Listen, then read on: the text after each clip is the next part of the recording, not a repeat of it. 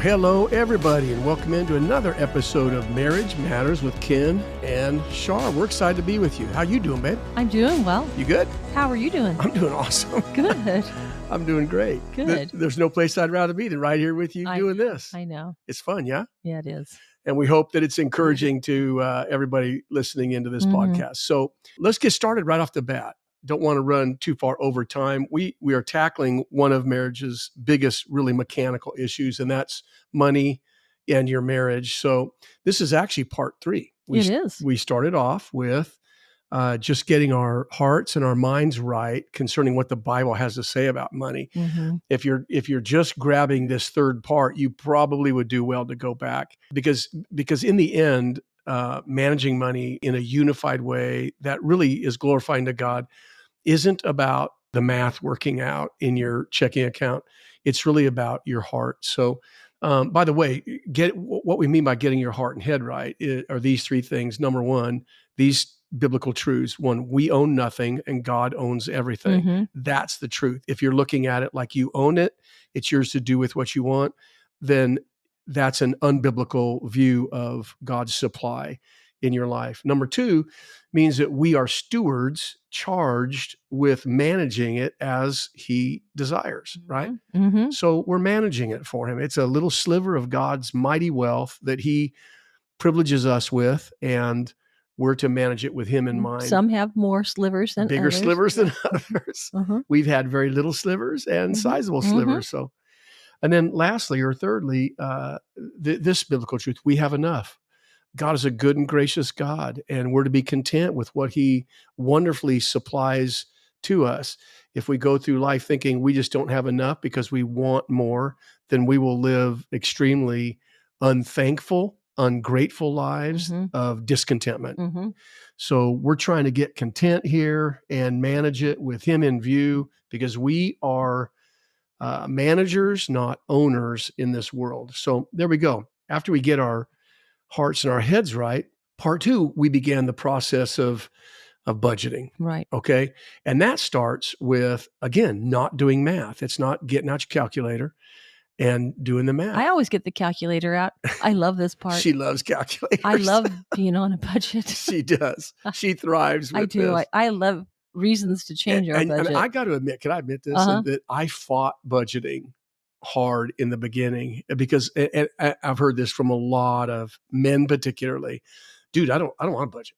I don't want to be confined. And I remember saying those same things. Mm-hmm. I don't want to be boxed in. I don't like that feeling. Well, because you want control. That's it. And I remember when we said we need to be on a budget because our sliver. You said, I think we need to be on a B word. Yeah, it's like because our sliver wasn't as large, and we were having more and more children, and we had a lot more responsibility. Right. And it was like, we can't live like we just have unlimited money here. Right. We need to know what to prepare for. We need to think about it. I'm a forward thinker, so I drive Kenny crazy because I'm always thinking of the future. Like, right. What are we going to do? What if this happens? What if that happens? He's like, hey, we'll handle it. Right. It's like, no, we need to be prepared. And so we got on the same page. We did. And a lot of people, the husband or the wife, one of them might just feel, no, it's too confining. Yeah, I used to say that. I know. And I understand that. I do, because you want control. Yeah. But people don't realize how freeing. It is the most liberating thing in the world. It's not confining at all, but that is. You know where I really discovered that was our property taxes. We built 3 homes over the course of our life, and in none of them were our property taxes impounded in our monthly mortgage payment, right? That's common today. Ours were not. So twice a year, every December and April. We had a very big check. Still do. Due and payable to our county assessor's office, right? I think that's who it goes to. Yes, it does. We would sweat that. I remember in the very beginning going, okay, I'm trying to time it out. I have this many more paydays. That big nut is coming up. Are we going to have it? And well, okay, if we hold our PG&E payment off for 10 days and we don't pay this for 7 days, then we'll have enough to pay to that. pay it, right? Mhm. Oh man, you talk about And it was right before Christmas. you're right. That one in December is terrible. Mhm. So here's what happens once we began to budget. Hey, bring it on. Bring December and bring April on, because Exactly. I've been putting away $42.87 Mhm. every payday, and that money is gathered there Mhm. and it's Ready to ready to go. Just write the Mhm. check, babe. Mhm. It is the most liberating, freeing thing It in the is. world to think through a budget, get your priorities on Mhm. paper where you really know what you value. And this is that second part. One is getting our heart and our minds Mhm. thinking right. And then secondly is understanding what we really believe, what is Mhm. important with Mhm. our money. And then it's actually does become about math and assigning numbers to each of those values that we get on Mhm. paper. Now, what we did in the last episode, we call it above line living. And these are the items, your expense items, that every household is going to look the same. The numbers will be different, but these categories are going to be the same. And they are these four things. Number one, for every Christian home to operate in the managing of God's money biblically, giving to the Lord is first. Number two, our household. That would include, again, your rent, your mortgage, all of that, utilities, whatever it takes to live. So now we have a safe place for us and our kids and food on the table. Thirdly is debt service. And we put that thirdly because that's much of your Christian witness. You've given your word on a dotted line. And then fourthly is saving. Now, if you're able to do those four things, you're way ahead of a lot of the world. You're what good on you. You're doing fantastic. Mhm. Okay. But that doesn't account for everywhere that our money is going. We haven't even at that point mentioned things like what, babe? Vacations Vacations, or entertainment money, going out to dinner, kids' sports. right? We haven't mentioned your pet, your dogs or Mhm. your cats, Mhm. and the food and the veterinarian bills that go Mhm. along with pets. Or We haven't any kind of medical expenses that you might have. No, not there. Future education, Mhm. even retirement. We Yeah. we haven't mentioned any of those things. Mhm. All we're doing is living at that point, Mhm. right? So now we move today in this episode to bottom line budgeting. What is our bottom line? Meaning everything underneath those four primary categories: giving to the Lord, household, debt service, and saving. The bottom line is where our budget, where our money is going, Mhm. where the Lord has given us value, Mhm. right? That hierarchy of items that we spend our money on that's not listed in the above line, housing and giving Right, to the Lord, right. it differs from everybody's. Everybody's going to look different, right? Depending on what age you are, Boy, does it. some of it And the station you looks are in life, you might, if you have 3 kids and, your friends have 3 kids, it might look a lot different. this, or it might look the same Yep. because 'cause you're spending it on Yep. your children and your household. And that's okay. I Right. think the top line, the above Right. line, there's a way it should look Yeah. biblically. Below line, I think this is where we get to achieve things that God Right. puts in our heart to achieve, right?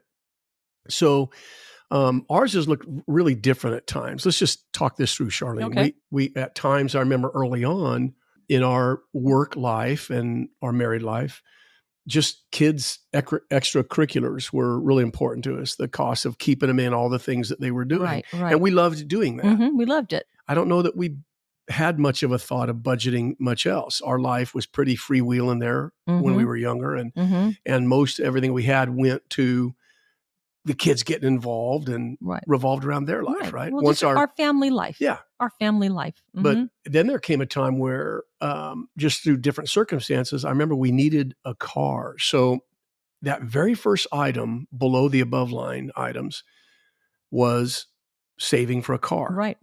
right? And we attached a certain amount to it, That we and saved every pay yep, period every pay till period. we had enough to go purchase Might have been $50, I don't remember at the time. each pay period. I don't Each remember pay either. period, and then when we had enough either for a sizable down payment or cash out, Right, then and it normally was right. a payment, Yeah, then we would purchase the car. right. So we would save so that we Mhm, weren't upside down on the car, save mhm. as much as we could. Then we did take a loan on those cars. So now that loan got wrapped up above in debt service. Right. Now that loan becomes an above line item. Right. I've given my word. Mhm. My reputation, my witness is now on the line there. I remember once in our life that we were really struggling. Not struggling like we couldn't pay our bills, but it was tight. Yeah.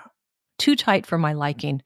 And the 3 kids and everything else that we did, we had a car payment, and we loved our car. It was nice. Mm-hmm. And we said, we can't afford this car payment anymore. I remember that. We just can't. And we're going to have to sell our car. And that was a matter of values. It was. Hopefully everybody's hearing us. Yes. We valued other things more than that car. We loved that car. You know what? Mostly what I valued at that time is not having the stress. It was some peace. With some peace Yeah. every month when we paid our bills, and it wasn't so tight. And so some margins built in we there. sold our car, and we purchased a really old car with the money that we had out of our car. We did. A couple $3,000. I don't remember at the time. It was a late 70s model Volvo. Yeah. We bought. Yeah. And manual transmission. I did not like the manual transmission. Yeah. But crank windows, the whole enchilada, I remember I had a friend of mine, close friend, tell me she thought I was ridiculous. Why would you drive that car? And I go, because I have less stress in my life. Yep. This is paid off. We can afford it, and we have a little wiggle room now in our budget. Yep. And we did that for a number of years. It was fine. It was good car. The manual transmission is what I didn't like, but I drove it. And I was thankful for it, because it was the way that God provided a little extra money in our life, that we could do other things that we wanted to do, like a vacation for the children or something like that. Kids camps every year about killed us. But listen to what we're saying. If you don't together prayerfully talk these things through and make these decisions, then this kind of adjusting in the bottom line isn't going to happen. So, and this can be joyful. This can really be fun as a couple working this stuff out, and it achieves more of the goals that you have in your heart when you plan these things. And I find it challenging, not in a bad way, challenging in a good way. Like, we can do this. Yep. Let's see what we can do. When we put our heads together and we get a vision for what God has for us in this arena, there was no way for you to make extra money. Right. You were on a salary. Right. I was home with 3 kids. Yep. Were you cleaning houses during that time? I don't know. I think I could have been. I think you were. There was a decade there where you cleaned houses on the side to make extra money for us. Yeah, so we could go on vacations. And it was, well, I didn't love it. No. But you know what? I could do it. Yep. And it worked around our kids' schedule, so it was wonderful. So I remember at a point that car was, figuring that out was very high on that bottom line list of priorities. Then that shifted, and for a long time, college tuition, we had 2 of our children away at college in a Christian university. We were pretty committed to getting them through college, with them working in summers and holding jobs at school, along with what we could contribute to try to get them out without debt, without school. Us taking debt or school debt. Without school debt. But to do that, that was our top priority, the top item on our below living. And we would put away money every single pay period to that fund to achieve that goal of university or college with our kids. So for a long time, we were college poor, man. That's where that went. We had other items. We didn't forsake all entertainment or not go out, but a big chunk every month was demanded in that line item. Later on in life, I remember a time when the kids were grown and gone, all 3 of our children out of the home and married, so doing good, adulting life. Yep. Weddings had been taken care of. And all of a sudden, you and I looked at each other and went, okay, we're behind. When it comes to those future years where we're not going to be earning anymore. I don't like using the word retirement, but those years where our earning power is pretty well over, are we going to have enough, right? Well, no, actually, Kenny, if you remember before then, we went into debt reduction and we paid our house You're off. right. That was You're the right. highest priority at that point. You're We right. paid After the college, when the kids, yep. And they were married. We diverted pretty much Yes, every extra before. dollar. Yep. Once our above line was there, you're right, babe. Every extra dollar went to debt reduction. We paid Now, off our house. let's talk about this for just a minute or two. Okay. We feel like debt reduction is a massive goal for every believer. We really, for us, we found it to be a challenge, but so rewarding when we reach those goals. But can we say the reason why?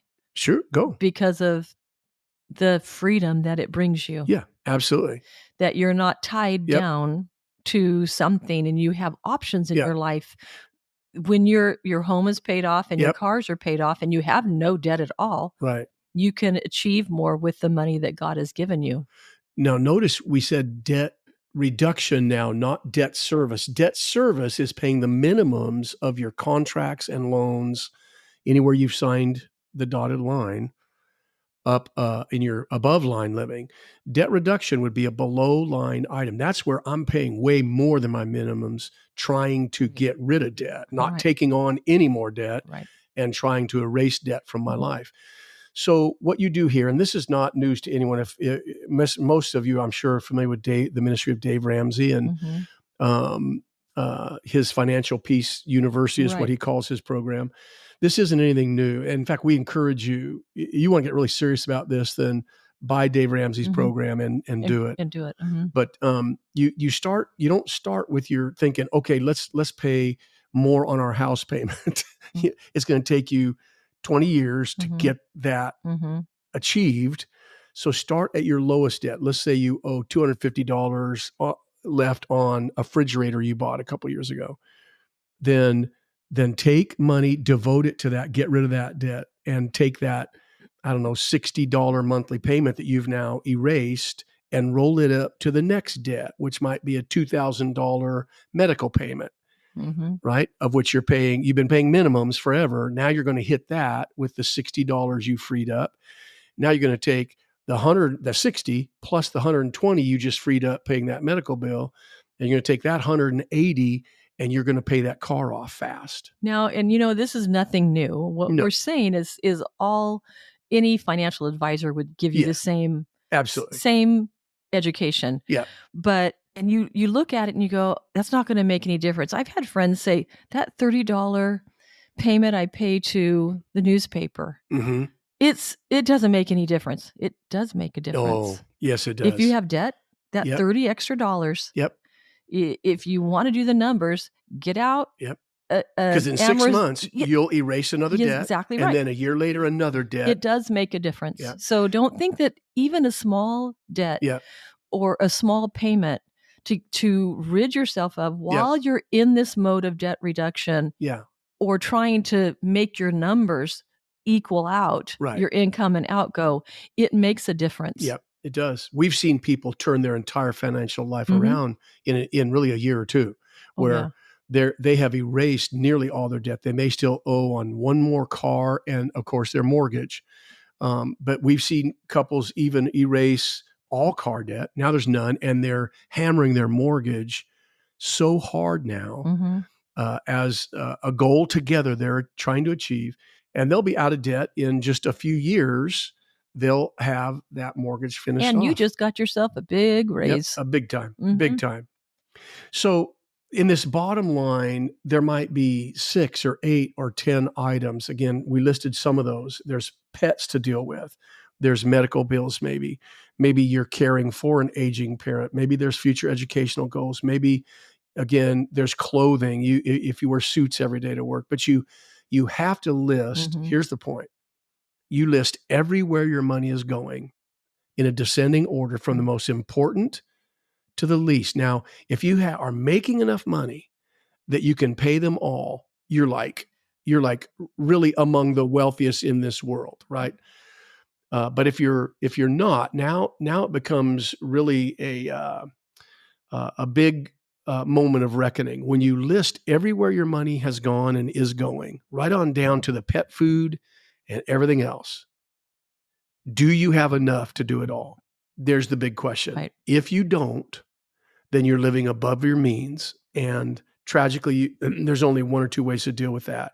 You either need to make more money so you can continue that lifestyle, or you have to start cutting. We've had to cut many, many times in our life. And most people do at one time or another. Sure. Just an average person has to cut their expenses somehow. And that's okay. It's usually just for a time. Yep. It's not forever. Yep.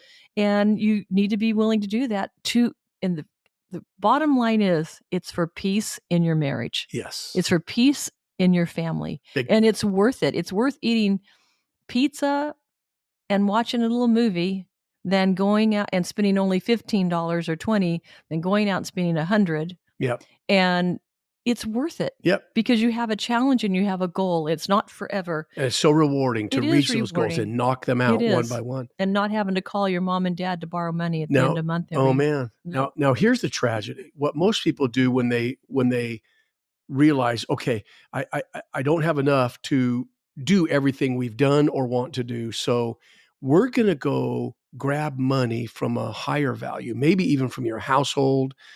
You're gonna, or giving to the Lord. Yep. You're going to not give to the Lord that month or week, or you're going to not pay your PG&E for, let it go delinquent by a week to do something you want to do.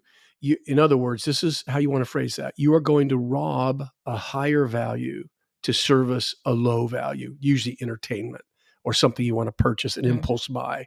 And when you do that, you rob a higher value, then now you're going backwards. You're going to have to pay for that at some point in time. This is what we learned when we listed everywhere our money's going. The cardinal rule you never want to break is, I'm going to rob money from my future education goals or that car that we've prayed about getting because I just got invited to go down south to a concert. I don't know who, and it's going to be about a $250 a day. But I really want to go. Look, don't go. Just, I don't mean to be harsh, but don't go if it means you're going to have to rob. Now you're not going to be able to do, because what happens here is, if you've written down this according to what you and your husband or wife really believe, you now have your value system written on paper. You're violating your own value system. Right. Then be, at the very least, here's what we encourage for couples: be honest. Yeah. Then put entertainment up there where you want it. Exactly. Give more to entertainment. Yeah. And just say, we're not going to buy that car. Right. We're going to entertain ourselves. Right. Which That's is okay. It is.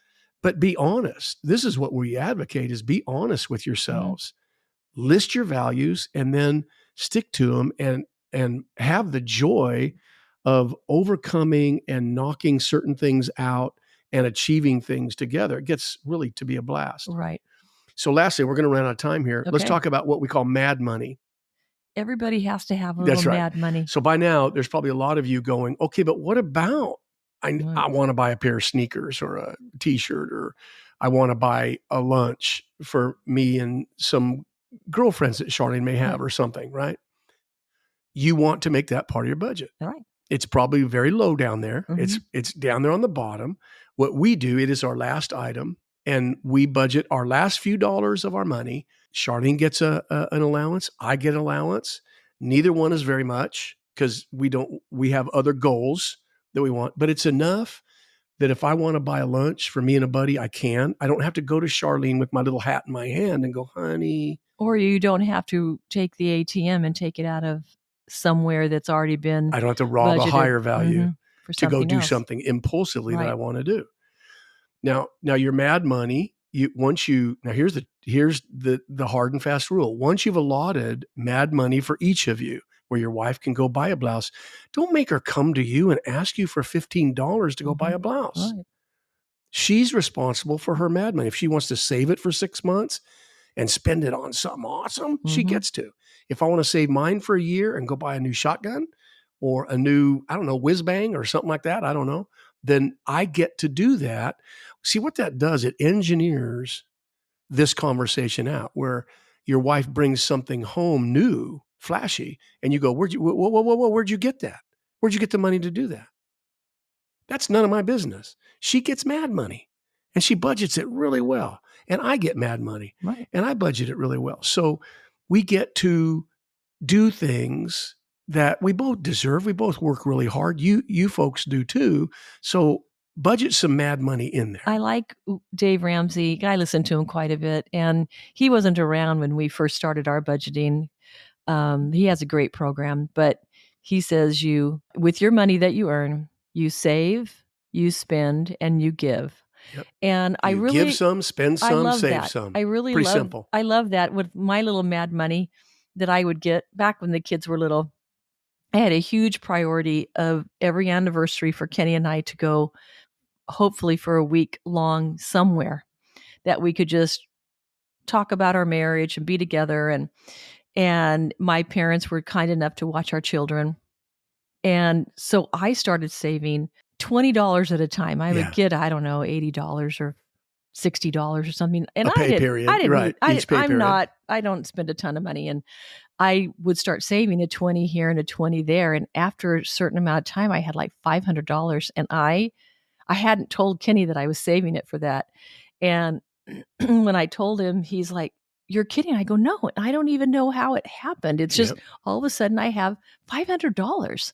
And it was so sweet to have a little goal for us to be able to get out of town for a couple of nights and just be together and have money to do so. Right. And without causing a major meltdown on our family budget. Right. We didn't have to. Right. And I just think of that, how God blesses that when you intentionally do something to say, okay, I'm going to save this, and how it adds up quickly. You don't think it would add up that fast. Yeah.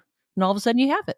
Here's the very stark, sobering reality that we've learned. And we'd love to pass it on to you, that without this prayerful, thought through plan where we've gotten our head and our hearts right, we've got our values down on paper, what we really believe we want to accomplish. What is the Lord showing us to accomplish with our money as stewards of his money? Mm-hmm. We've got it on paper, and we've got a budget, a plan in written form, where every dollar we have coming in is slotted somewhere, even mad money, but it's going to accomplish something. Without a plan like that, dear ones, here's what we know.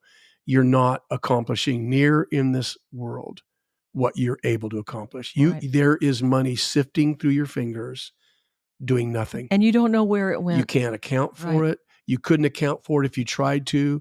And for some people, it's thousands of dollars.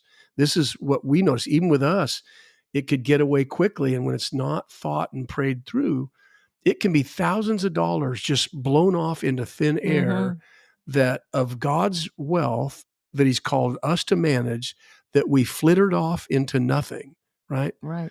So our hope and our prayer is that this becomes something, not a burdensome thing, but in hopes of peace when it comes to money, and accomplishing the things that God really desires that you accomplish for his name's sake, right? It can be done. It can be. And it's not burdensome. No.